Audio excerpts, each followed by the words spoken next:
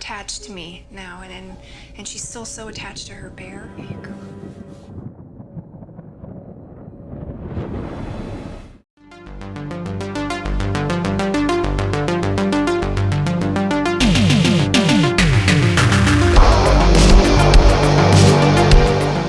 We are talking The Nest.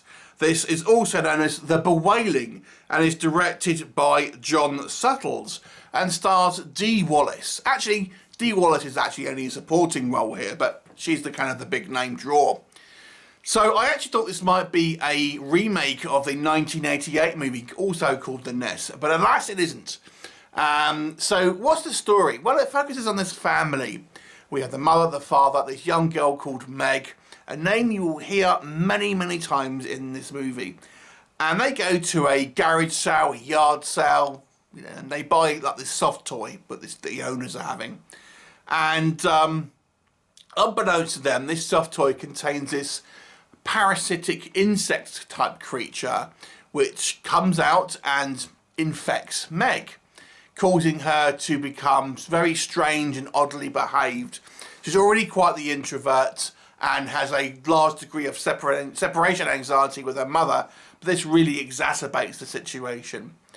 However, things maybe are even more sinister as this insect, this parasite, wants to kind of reproduce and infect more people. What will happen? Well, you're going to have to watch the movie to find out.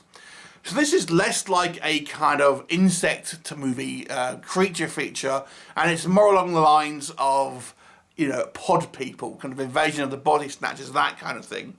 And these things are always like, you know, we'll have this idea and it's ultimately to save money. Oh look, we'll have human bad guys that are really kind of aliens in disguise or something like that. And, you know, it's to save money, to save it other having to do special effects. But it is what it is.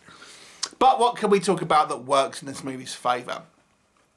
Despite kind of cheaping out on actual kind of creature effects, this movie does actually have a couple of sequences which do have some pretty gross body horror, and specifically there is some nice prosthetics in regards to how people are affected by these kind of parasites and become almost like hives, and with all kind of like pustules all over them and things like this. It's pretty gross looking and done to a good effect. We don't see a lot of it. I think we actually only see it kind of twice within the movie, but when we do see it, it is pretty good.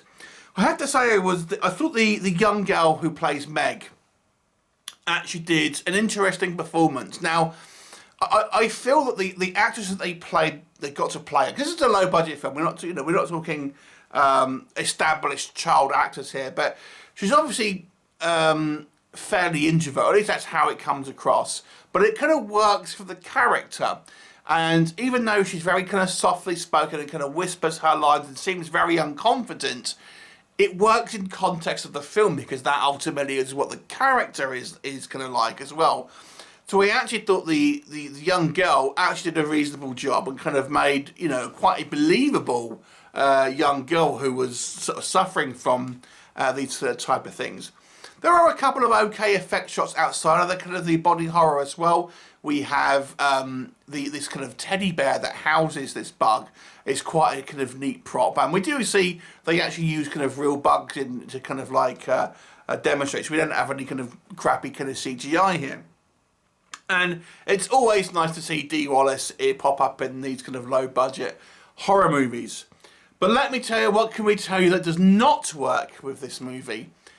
I think the marketing of this movie misrepresents what the film is actually about, because people are going to go into this expecting a creature feature. It is not. You see one bug in this movie, one bug, one time in this movie. You might get a little bit kind of like there's some antenna sticking out of someone's mouth here and there, but that's literally it. So don't be expecting a creature feature, a killer insect movie. It is not that.